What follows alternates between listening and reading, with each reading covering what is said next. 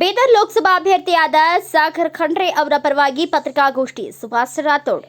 ಕಲಬುರಗಿ ಜಿಲ್ಲೆಯ ಚಿಂಚೋಳಿ ಪಟ್ಟಣದ ಕಾಂಗ್ರೆಸ್ ಕಚೇರಿಯಲ್ಲಿ ಕಾಂಗ್ರೆಸ್ ಪಕ್ಷದ ಕೆಪಿಸಿಸಿ ರಾಜ್ಯ ಉಪಾಧ್ಯಕ್ಷರಾದ ಸುಭಾಷ್ ರಾಠೋಡ್ ಅವರು ಪತ್ರಿಕಾಗೋಷ್ಠಿ ಜರುಗಿಸಿ ಮಾತನಾಡಿ, ರಾಜ್ಯದಲ್ಲಿ ನರೇಂದ್ರ ಮೋದಿ ಅವರ ಗಾಳಿ ಮೇಲೆ ಲೋಕಸಭಾ ಚುನಾವಣೆ ಗೆದ್ದಿದ್ದಾರೆ ಎಂದು ಎಲ್ಲ ಸದಸ್ಯರು ಭರವಸೆಯನ್ನ ಇಟ್ಟಿದ್ರು. ಆದರೆ ಕಾಂಗ್ರೆಸ್ ಗ್ಯಾರಂಟಿಯಿಂದ ಕರ್ನಾಟಕ ರಾಜ್ಯದಲ್ಲಿ 20 ಲೋಕಸಭೆ ಸದಸ್ಯರು ಕಾಂಗ್ರೆಸ್ ಪಕ್ಷದಿಂದ ಈ ಬಾರಿಗೆ ಮತ್ತು ಬೀದರ್ ಲೋಕಸಭೆ ಅಭ್ಯರ್ಥಿಯಾದ ಸಾಗರ್ ಖಂಡ್ರೆ ಅವರು ಚಿಂಚೋಳಿ ವಿಧಾನಸಭಾ ಕ್ಷೇತ್ರದಿಂದ 15,000ಕ್ಕಿಂತ ಹೆಚ್ಚು ಮತ ಲೀಡ್ ಕೊಡಲಿದೆ ಎಂದು ಹೇಳಿದರು.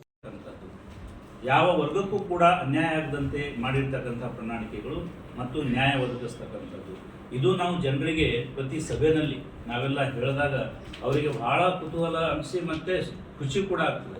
ಇವತ್ತು ಹಿಂದೆ ಕೊಟ್ಟಿರ್ತಕ್ಕಂಥ ನಮ್ಮ ಪಂಚ ಗ್ಯಾರಂಟಿಗಳ ಬಗ್ಗೆ ಸಾಕಷ್ಟು ಅವರಿಗೆ ಸಂತೋಷ ಇದೆ. ಮುಂದೆ ನಾವು ಈ ಆಲೋಚನೆಗಳು ಬಿಚ್ಚಿಟ್ಟಾಗ ಮತ್ತಷ್ಟು ಕಾಂಗ್ರೆಸ್ ಪರವಾಗಿ ಅಲೆ ಎತ್ತಿದೆ. ಹಾಗಾಗಿ ನಮ್ಮ ಕ್ಷೇತ್ರದಲ್ಲಿ ಚಿಂಚೋಳಿ ಮತಕ್ಷೇತ್ರದಲ್ಲಿ ನಾವು 15ರಿಂದ 20,000 ನಮಗೆ ಲೀಡ್ ಬರ್ತದನ್ನೋ ಕಲ್ಪನೆಯನ್ನು ಇಟ್ಕೊಂಡು ಮತ್ತೊಂದು ವಾಸ್ತವಿಕೂ ಕೂಡ ಆಗತ್ತೆ ಅನ್ನೋ ಭರವಸೆ ನಮಗಿದೆ. 15 to 20,000 lead we will get in Chincholi assembly in this party.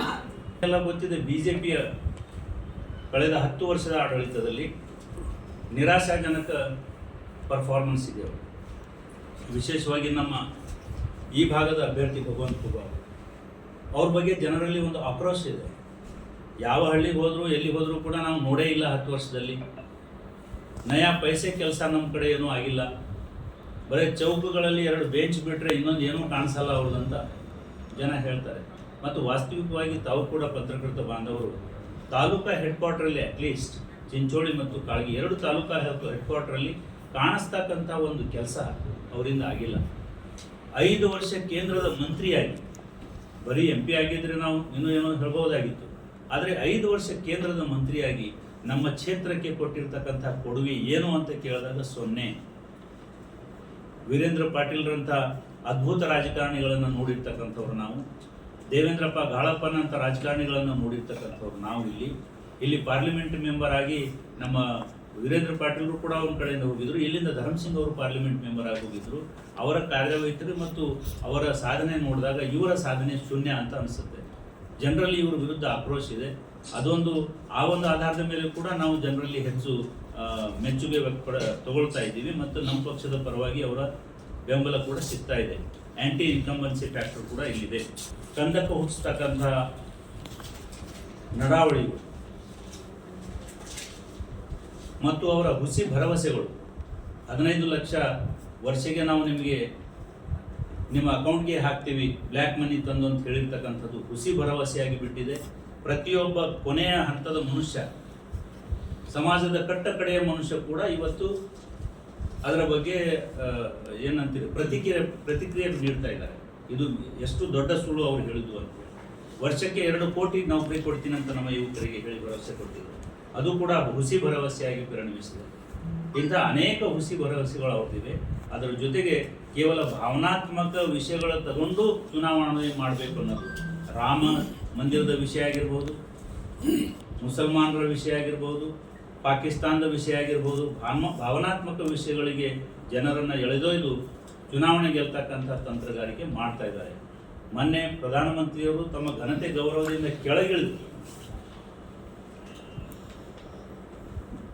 Hindu ಸಮುದಾಯದ ಅಂದರೆ ಬಹುಸಂಖ್ಯ ಸಮುದಾಯದ ಆಸ್ತಿ ತಗೊಂಡು ಕಾಂಗ್ರೆಸ್ನವರು ಯಾರು ಹೆಚ್ಚು ಮಕ್ಕಳು ಹೆರ್ತಾರೋ ಅವರಿಗೆ ಕೊಡ್ತಾರೆ ಅನ್ನೋ ನನಗನ್ನಿಸ ಅನ್ಪಾರ್ಲಿಮೆಂಟ್ರಿ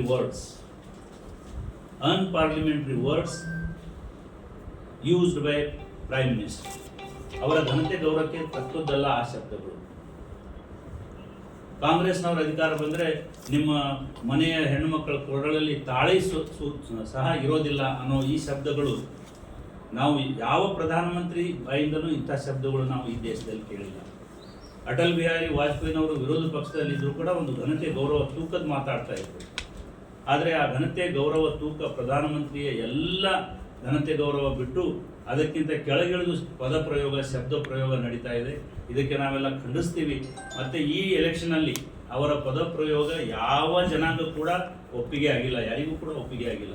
ಅದರ ಪ್ರತಿಕ್ರಿಯೆ ಏನು ಅಂತಂದರೆ ಕೇಂದ್ರದಿಂದ ಬಿಜೆಪಿ ಸರ್ಕಾರ ಅಧಿಕಾರ ಕಳ್ಕೊಳ್ತದೆ ಅನ್ನೋ ವಿಶ್ವಾಸ ನಮಗಿದೆ. ಮೋದಿಯವರ ವರ್ಚಸ್ಸು ಮೊದಲಿನಾಗಿಲ್ಲ. ಇವತ್ತು ಮೋದಿಯವರ ಹೆಸರಲ್ಲಿ ಇವರು ಓಟ್ ಕೇಳ್ತಾ ಇದ್ದಾರೆ. ನನಗೆ ನೋಡಿ ಓಟ್ ಹಾಕಬೇಡ್ರಿ, ಮೋದಿಯವ್ರಿಗೆ ನೋಡಿ ಓಟ್ ಹಾಕ್ರಿ ಅಂತ ಭಗವಂತ ಖೂಬಾ ಅವರು ಹೇಳ್ತಾ ಇದ್ದಾರೆ.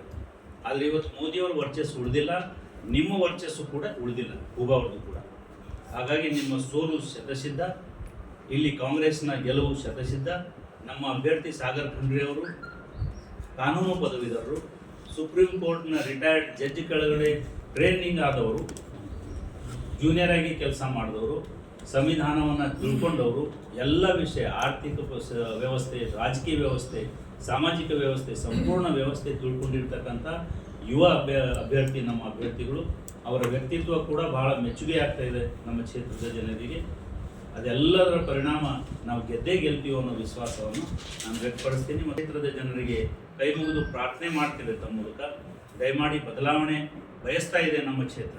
10 ವರ್ಷ ನಮ್ಮ ಕ್ಷೇತ್ರಕ್ಕೆ ಬರಲಾರ್ದವರಿಗೆ ಮತ್ತೆ ಅವಕಾಶ ಕೊಡಬೇಡ್ರಿ. ಯುವ ಪ್ರತಿಭೆ, ಅತ್ಯಂತ ಜ್ಞಾನವಂತರಾಗಿರ್ತಕ್ಕಂಥ ನಮ್ಮ ಸಾಗರ್ ಖಂಡ್ರೆ ಅವರಿಗೆ ಆಶೀರ್ವಾದ ಮಾಡಿರಿ, ಮತ ಕೊಡ್ರಿ.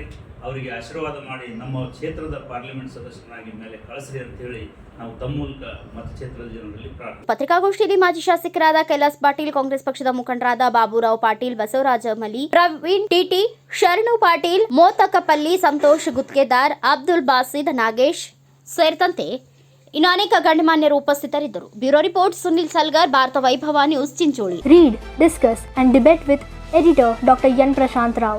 Wanted reporters in print, digital and visual media for Bharat Vaibhav Daily Newspaper, BV News Channel and BV Fast Web News from all the talukas of Karnataka. If interested, send your resume to 9482633333. Thanks for watching.